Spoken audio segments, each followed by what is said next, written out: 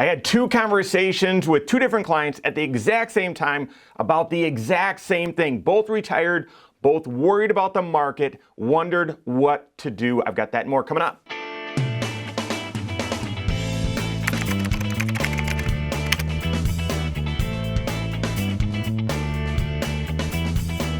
My name is Mike Bernard. I'm the host of the Wise Money Show. I'm also one of the certified financial planners right here at Korhorn Financial Group.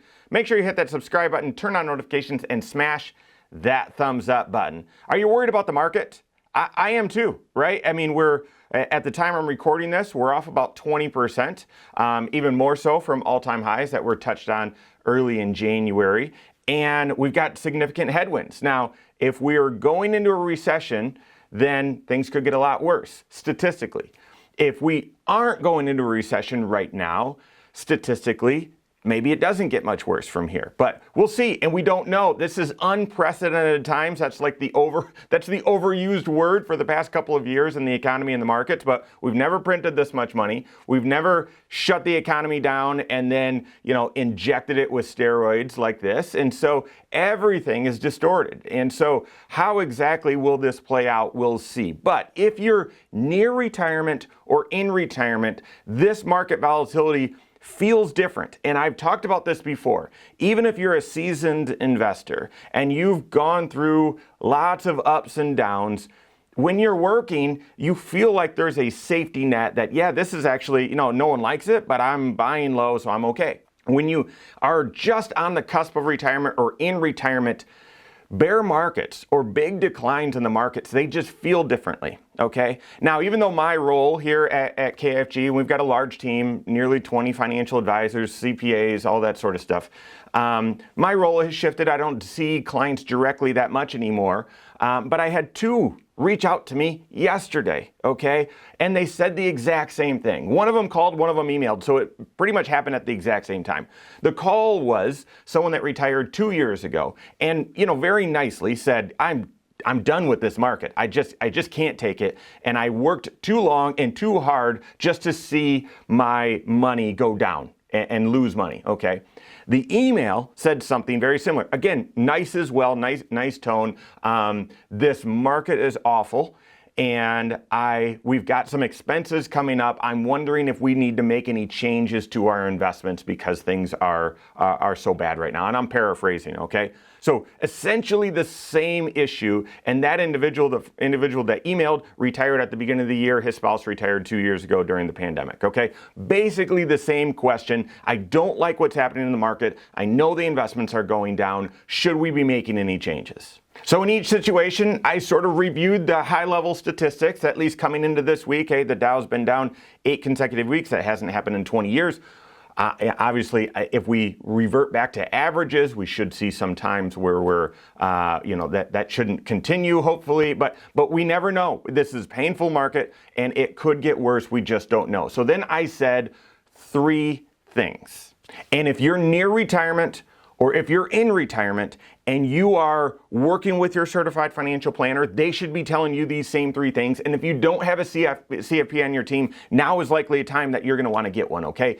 I said these 3 things. Number 1, here's how much you have in the stock market. Why is that important? When you're on the cusp of retirement or you're in retirement, you're living on some of the dollars, okay? So some of the dollars are short term, some of the dollars are medium, intermediate term, and some of the dollars are long term. And so I want to start by reminding, after talking about, yep, here's statistics on what the market's done, and here's some perspective, and we don't know, it could get worse. Any financial advisor can't tell you, what's going to happen in the future. No one knows, okay? So here's how much you have in the stock market.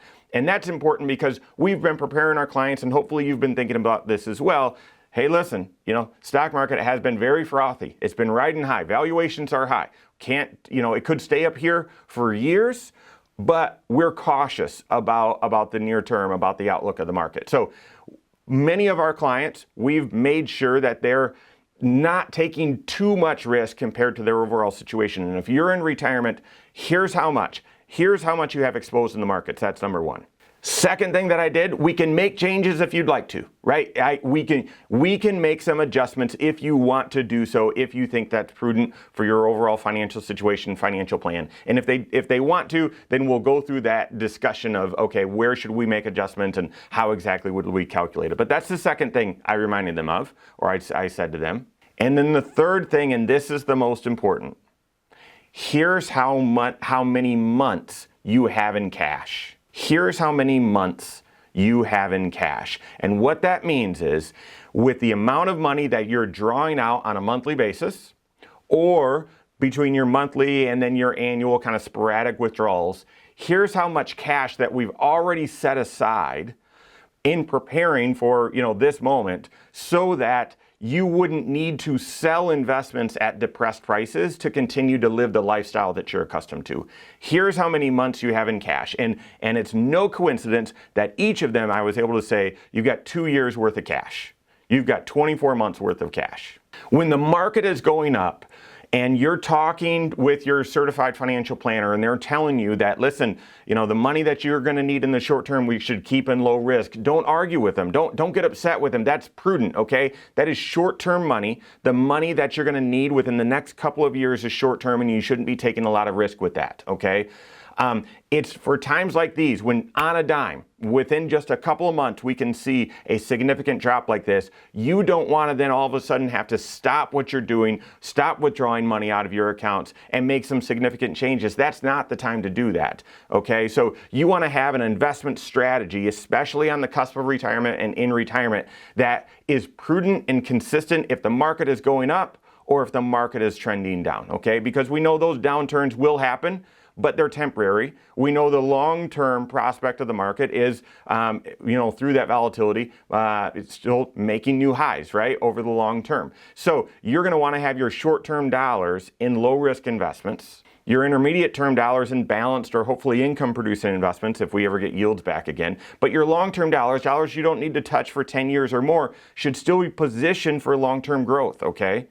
So if you're on the cusp of retirement or in retirement and you're nervous about the latest volatility, how much money, how many months do you have in cash? Hopefully it's 24 to 36. Hopefully that you and your certified financial planner have also been looking at the year or two since the past couple of years, saying, gosh, valuations seem kind of stretched at the moment, could last for another few years, but we could see a significant drop in the near term. Let's make sure if you were comfortable with 1 to 2 years in cash, let's have 2 to 3 years in cash so that if something bad happens, we don't need to sell investments at depressed prices. Why would I bring that up? Once again, in the short term, the market can go any possible direction, okay? It's a leaf in a hurricane in the short term. But the more time you give it, the more history has revealed we should expect this range of returns, okay? If you take a look at this chart, over the 1 year time period,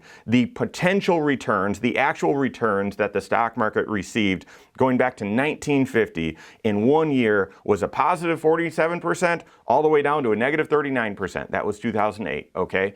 Inter years, okay, it's been even worse than that. But that's what the actual returns have been on a 1 year basis going back 70 years, okay? Bonds are in the blue there, up 43%, down 8%. I think we're going to challenge that this year, by the way. And then a blend of 50-50 portfolio. That's 1 year. Lots of volatility, big range of returns. 5-year rolling time periods, though. You can see that those gaps, or excuse me, that spectrum starts to narrow. Okay, starts to narrow, starts to become the returns start to become more predictable, more.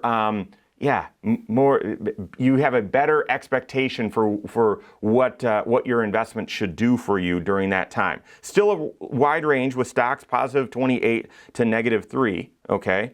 But a tighter range. Go out 10 years, even tighter. Go out 20 years, even tighter. Therefore, if you're on the cusp of retirement or in retirement, you're going to want to work what this history tells us. Therefore, your short-term dollars, the money that you're going to need in the short term, should be positioned for the short term so that the other dollars that you won't need for 5, 10, even 20 years if you're on the cusp of retirement, you're still going to have retirement income needs out in your 80s and 90s, okay?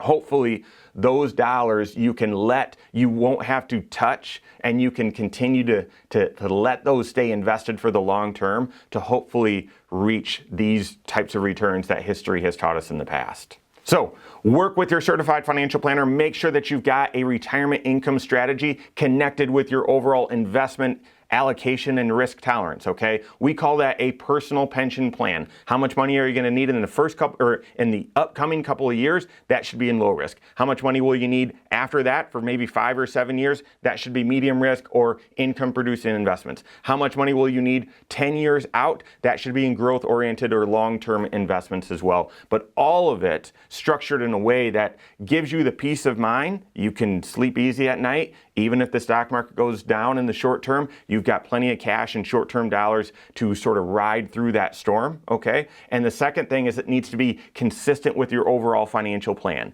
That stretching those dollars from here's what you need in the short term, intermediate term, long term, all needs to fit within your financial plan and stress test so that your financial advisor can communicate to you, yep, you're on a confident track here for retirement. If your CFP is not doing that for you, you can always contact one on my team. Find us online, Korhorn.com. That's Korhorn with the K. WiseMoneyShow.com. You can find us there as well, or give us a call, 574-247-5898. All right, there you have it. Go out and take your next wise step in your financial life.